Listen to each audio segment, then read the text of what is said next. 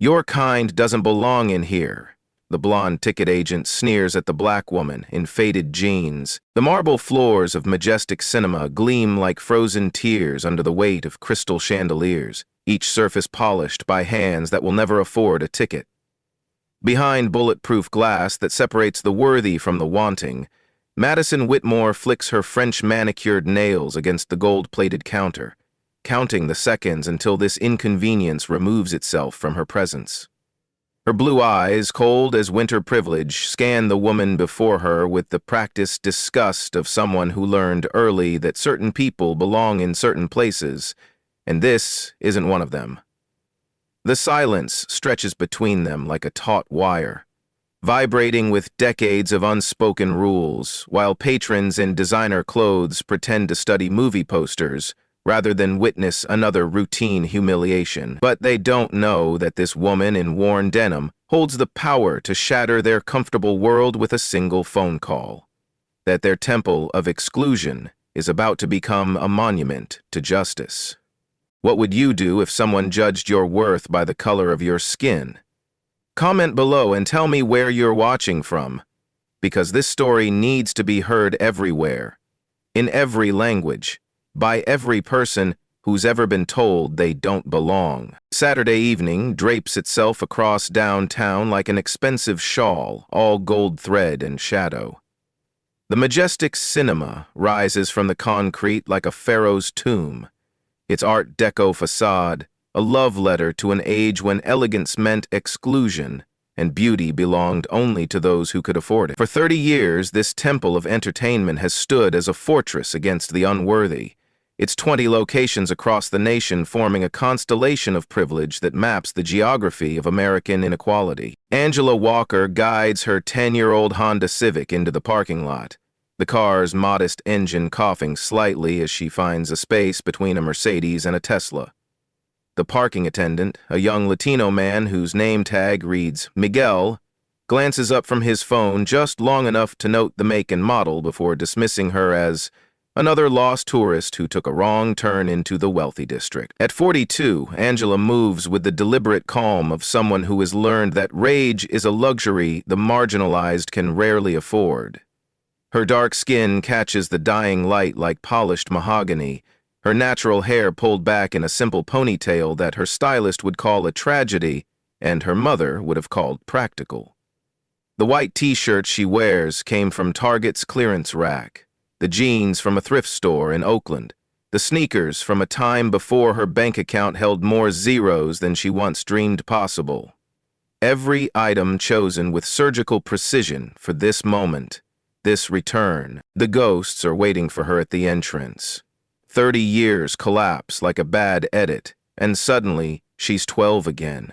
Her hands pressed against these same glass doors, counting the crumpled bills in her pocket, $3.47, saved from a month of skipping lunch at school.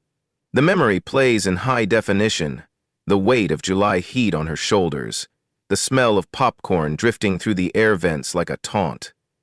The security guard's approach reflected in the glass, growing larger, more inevitable. "Can I help you?" he'd asked, though help was the last thing on his mind. She remembers his face with photographic clarity. White, middle-aged, with the soft look of someone who'd never missed a meal or wondered if the electricity would be cut off. His uniform bore the weight of authority that didn't need a badge to enforce itself. "I wanted to see a movie," 12-year-old Angela had said, holding up her money like a passport to a country that would never grant her citizenship. "This isn't that kind of theater," he'd replied, the words slipping out smooth as silk, practiced from repetition. "Maybe try the Dollar Cinema on the East Side. This place is different." The word had followed her home that day, trailing behind the bus like exhaust fumes. Different from what? From whom? The questions her mother couldn't answer that night as she held her crying daughter, promising that someday, somehow, things would change. Patricia Walker had been a force of nature compressed into 5 feet 2 inches of determination. By day, she cleaned the offices of men who never learned her name. By night, she cleaned these very floors, pushing her mop through lobbies where her daughter wasn't welcome, polishing surfaces that reflected everything except justice. She'd bring young Angela sometimes, when the babysitter fell through or the money ran too thin. Those nights, Angela would sit in the supply closet doing homework by the light of a single bulb, listening to the movies play through the walls, imagining the stories unfolding in rooms she couldn't enter. "You study hard," her mother would whisper during their 2 a.m. bus rides home.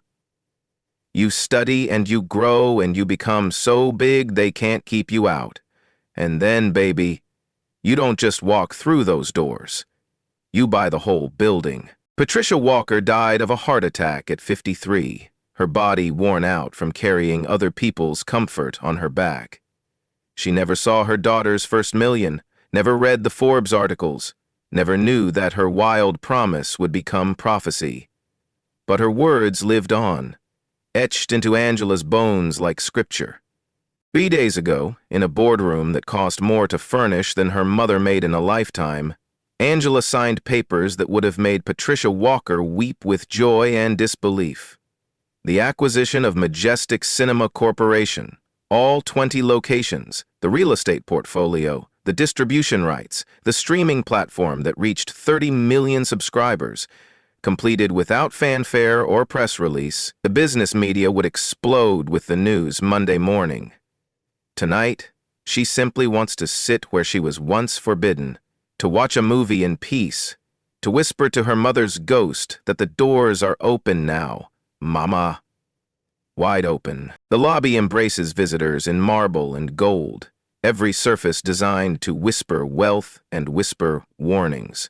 Original movie posters from Hollywood's golden age line the walls in frames that cost more than most Americans make in a year. Casablanca, Gone with the Wind, Breakfast at Tiffany's, all featuring faces that look nothing like Angela's.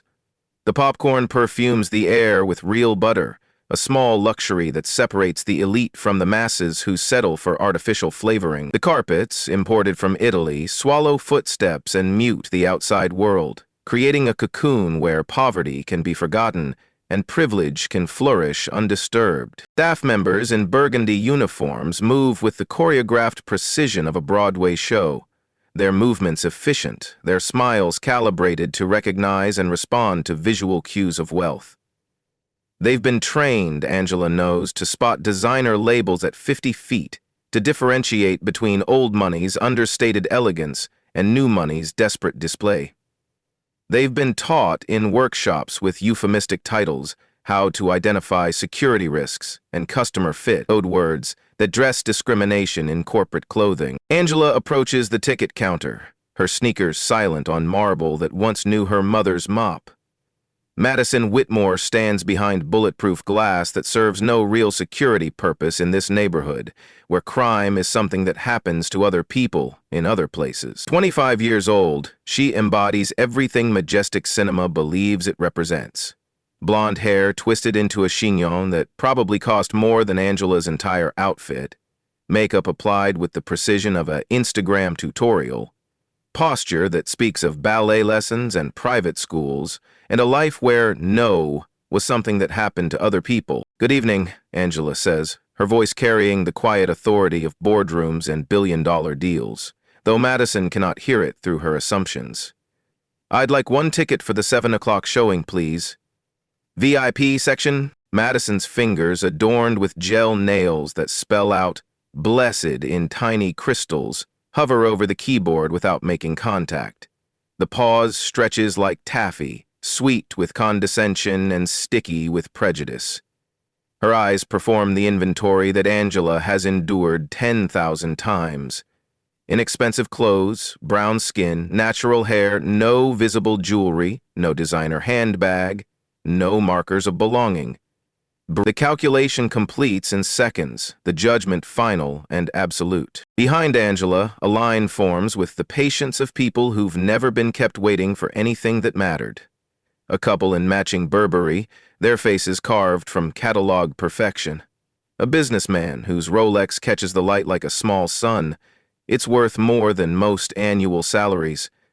A family whose children wear tiny designer clothes, trained from birth to recognize their place at the top of an invisible hierarchy. The ghost of 12-year-old Angela whispers, "Not yet. Wait. Let her show them who she really is." Madison's smile could cut glass, and has, metaphorically, for 3 years running. "I'm so sorry, but the VIP section is completely booked for tonight's showing." The lie lands between them with the weight of history. Over Madison's shoulder, Angela can see the monitor's reflection in the spotless glass, a constellation of green dots indicating available seats in the VIP section.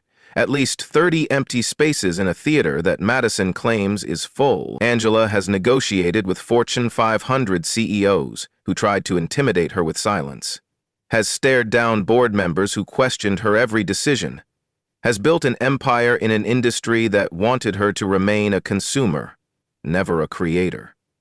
She waits with the patience of someone who has turned waiting into a weapon. "Perhaps you'd be more comfortable in our standard seating," Madison suggests, her tone dripping with false concern like honey laced with poison.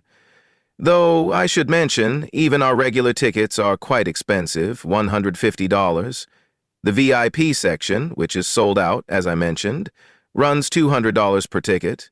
We accept cash, though I understand that might be challenging." "The price is fine," Angela responds quietly, reaching for her wallet with movements deliberately slow, deliberately calm. "I'll take a VIP ticket." Madison's eyes narrow at the sight of the black American Express card emerging from a wallet that, while worn, carries cards most people only see in their dreams. The Centurion card, invitation only, no credit limit, a symbol of wealth so exclusive that most people doubt its existence. But in Madison's perfectly ordered world, certain people shouldn't have certain things, and when reality conflicts with prejudice, reality must be wrong. "Oh?" Madison's voice rises, performing surprise for the growing audience. "I'll need to verify this card. We've had several incidents recently with fraud. You understand, I'm sure, people trying to appear to be something they're not." The couple behind Angela shifts uncomfortably, their Burberry suddenly feeling heavy.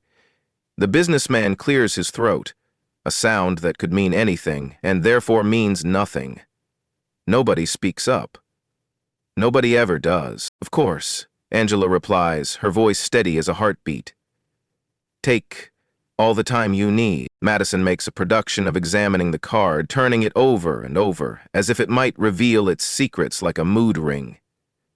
She holds it up to the light, squints at the hologram, runs her finger along the edge.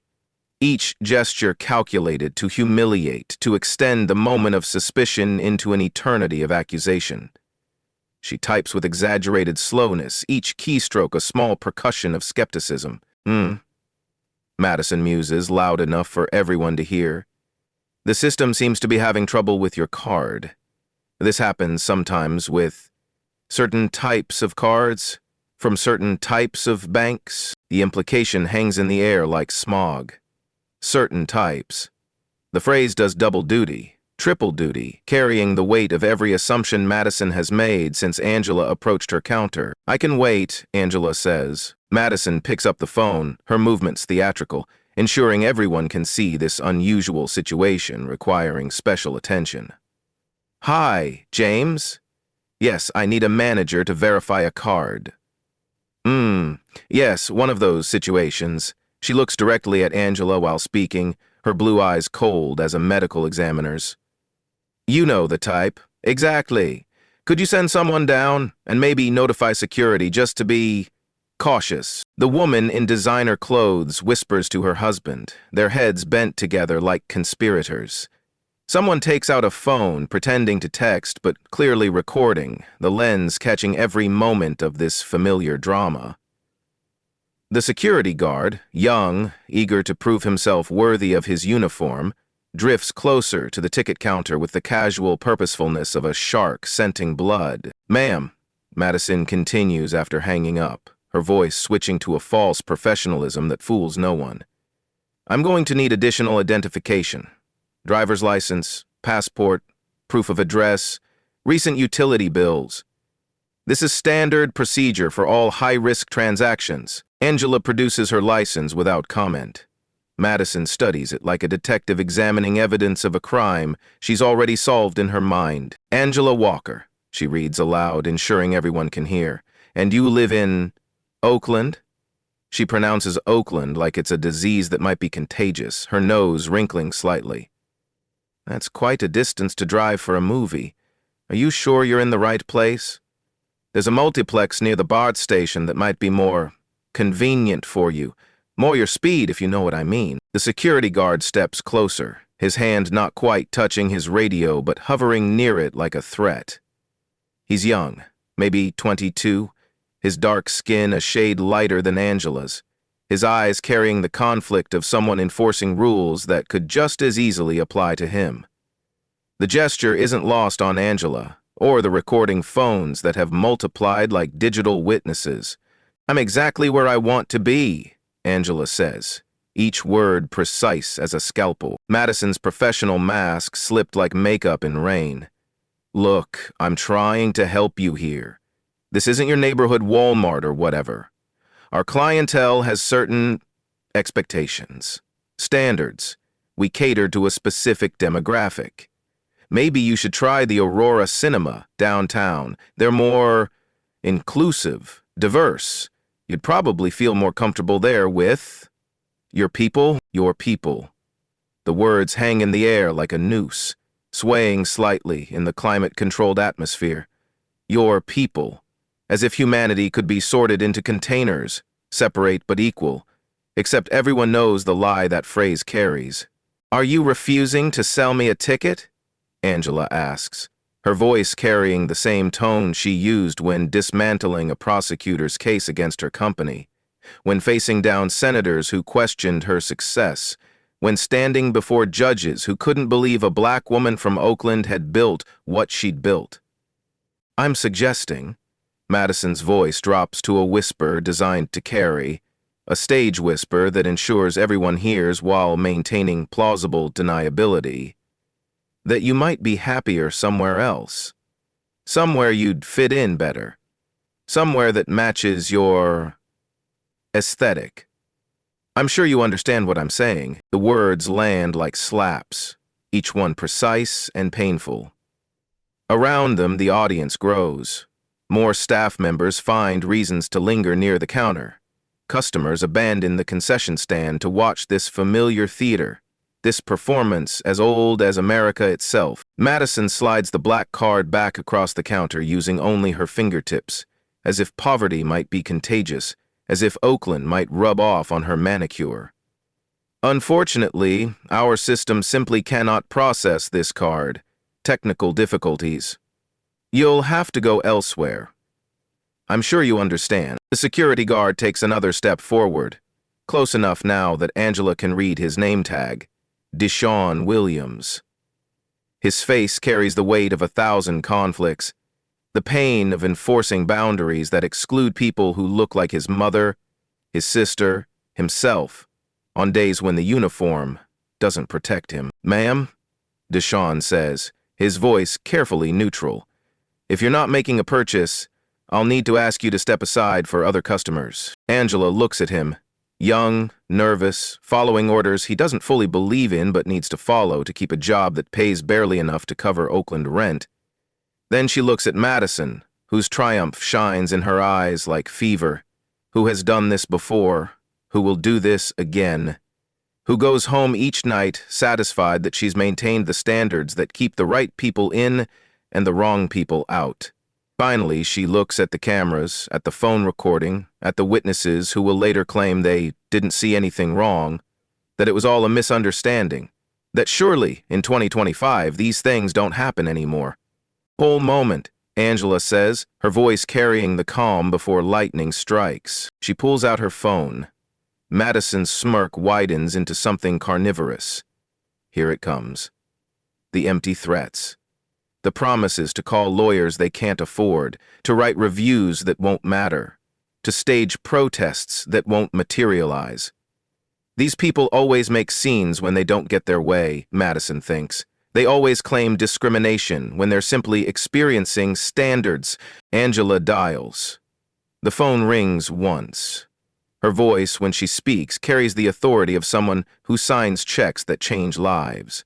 Sarah, I need you in the main lobby. Now. She hangs up without waiting for a response, the gesture carrying more power than any threat could.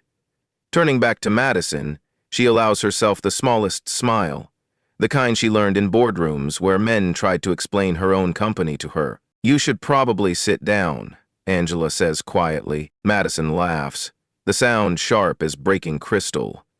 Excuse me? Trust me.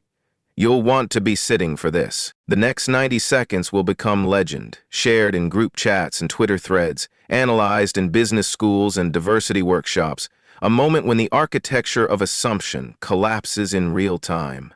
Madison's laughter dies like a candle in a hurricane as the executive elevator chimes its arrival. The doors part. Time slows. Sarah Coleman bursts through like a woman running from fire.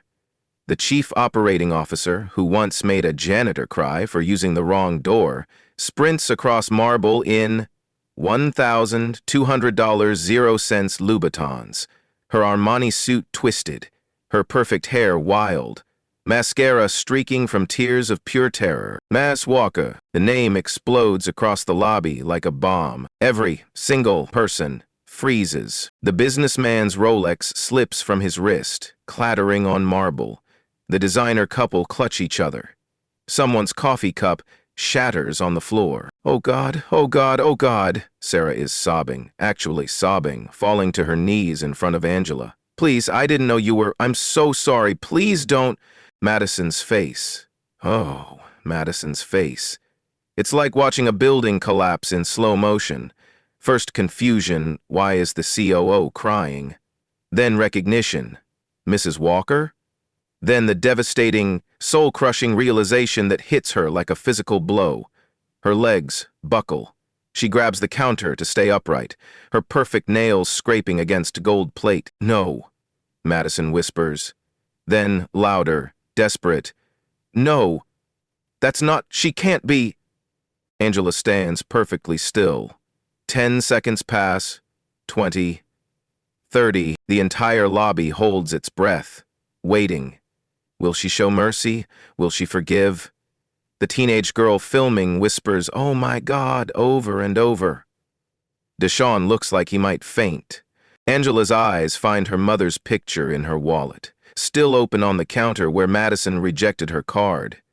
Patricia Walker, frozen in time, smiling despite everything. 57 years ago, Angela speaks so quietly everyone leans in. My mother collapsed while cleaning these floors. Third shift. Her heart gave out. She was alone. The janitor who found her said she was clutching her mop like...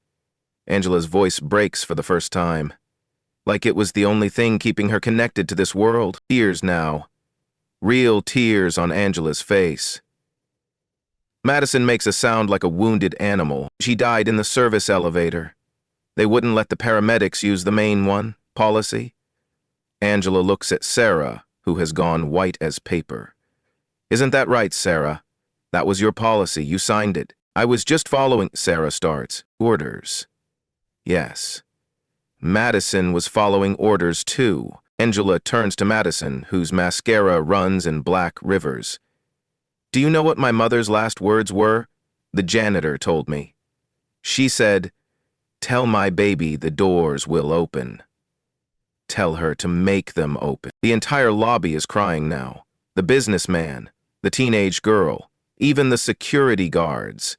Angela steps closer to Madison, close enough to whisper, close enough for Madison to see herself reflected in Angela's eyes. I could destroy you, Angela says softly. One phone call, you'd never work again. Your father's firm would drop you. Your trust fund has a morality clause. Did you know that? I do. I bought the bank that manages it. Madison sobs harder, ugly sounds that echo off marble. But my mother... Angela pauses, and for a moment, just a moment, it seems like mercy might win. Then her voice hardens to steel. My mother would want me to do better than you did. So, you're fired, Madison. But you're going to earn your severance. What? What kind of severance? Madison whispers. 6 months. Teaching at Oakland Community Center. Teaching kids who look like me how to love movies. Teaching them they belong everywhere. Angela's voice is iron. Every day, 8 hours, minimum wage. That's your severance package. Take it or leave with nothing. The crowd gasps. Deshawn stares. Sarah's mouth falls open. That's not legal, Madison stammers. Neither was what you did. Every single day. But I'm offering you something you never offered anyone. A choice. And a chance to learn. Madison looks around desperately. Her world has ended. But in Angela's eyes, she sees something worse than hatred. She sees pity. I'll take it, Madison whispers. Good. Deshawn will be your supervisor. You'll report to him, the same man you made fetch and carry. Life's funny like that. Deshawn stands straighter, understanding the weight of this moment. His voice, when he speaks, carries new authority. Ma'am, I'll make sure she learns. I'll make sure she understands what it feels like to be seen as less than human. But I'll do it with dignity. The dignity she never showed us. Angela nods. That's why you're in charge now. Sarah, make it happen.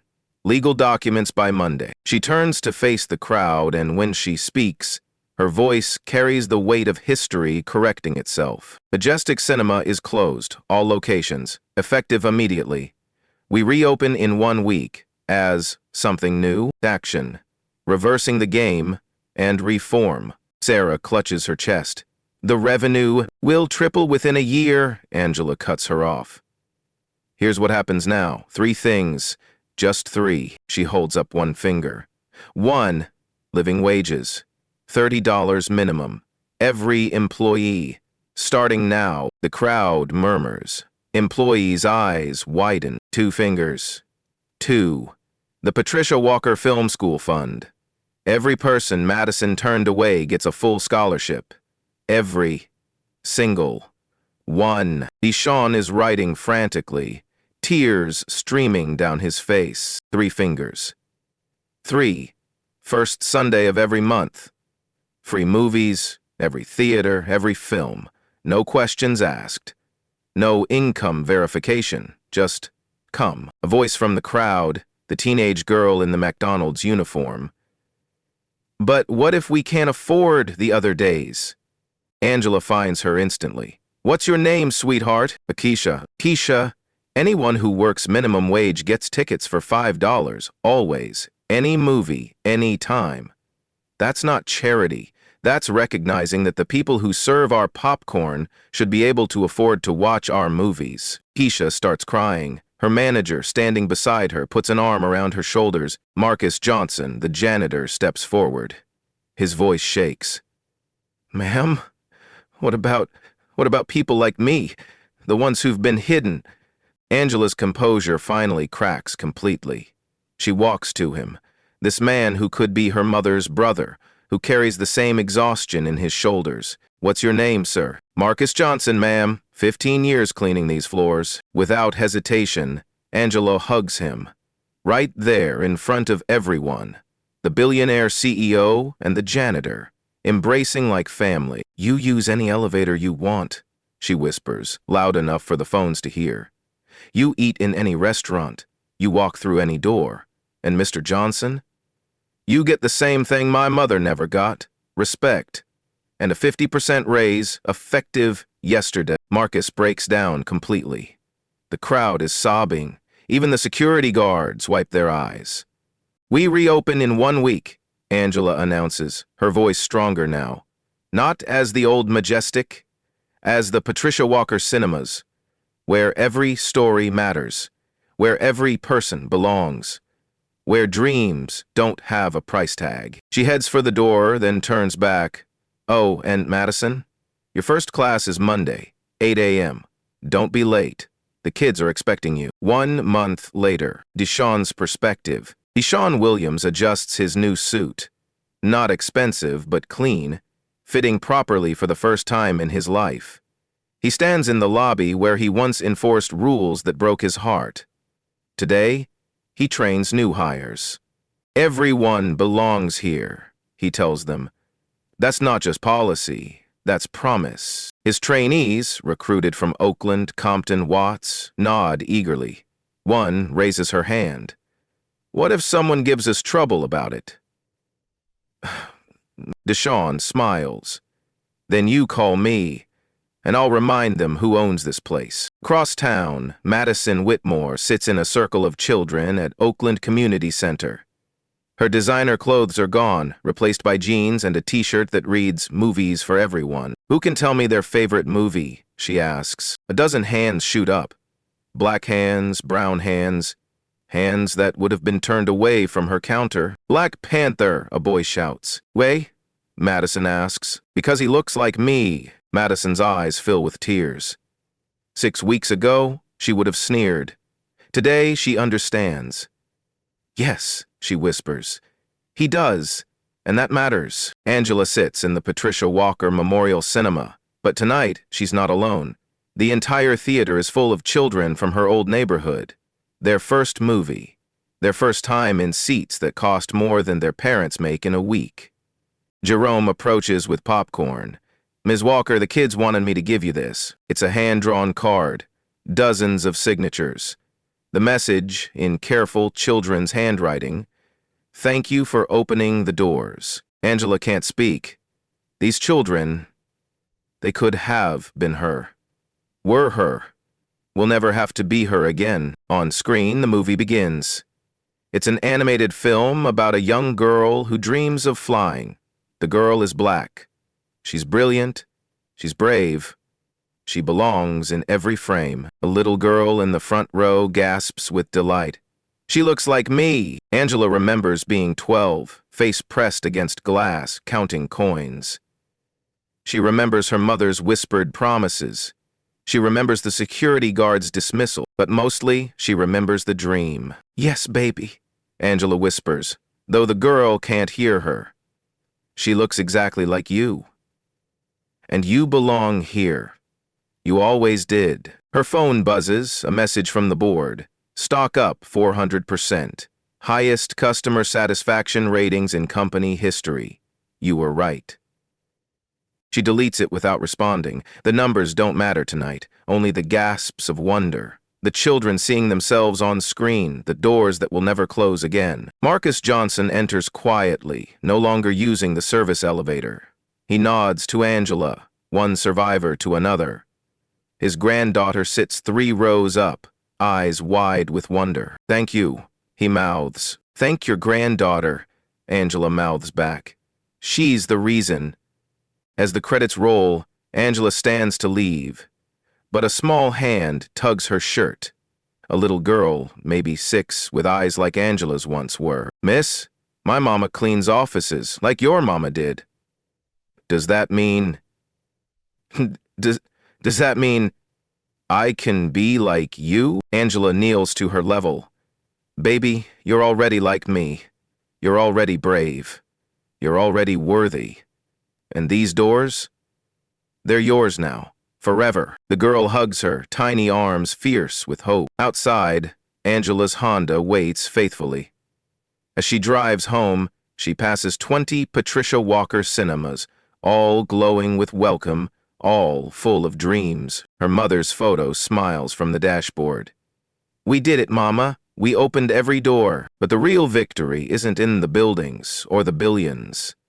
It's in that little girl's hug, in Madison's tears of understanding, in Deshawn's proud shoulders, in Marcus's granddaughter's wonder. Sometimes revolutions aren't televised.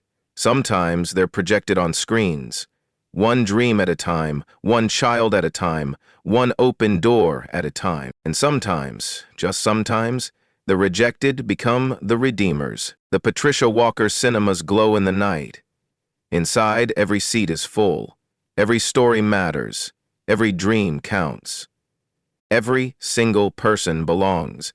What would you do if someone told you that you didn't belong? Would you wait 30 years for justice? Would you buy the building? Or would you speak up right now, today, for someone being turned away? The doors are open now. The question is, will you walk through them? Will you hold them open for others? Will you make sure they never close again? Tell me your story. Tell me about the doors that were closed to you. Tell me how you opened them anyway. Because your story matters. You matter. You always have. Welcome to the Patricia Walker Cinemas, where every story lives, where every person belongs, where dreams don't have a price tag. The revolution isn't over. It's just beginning, and it starts with you.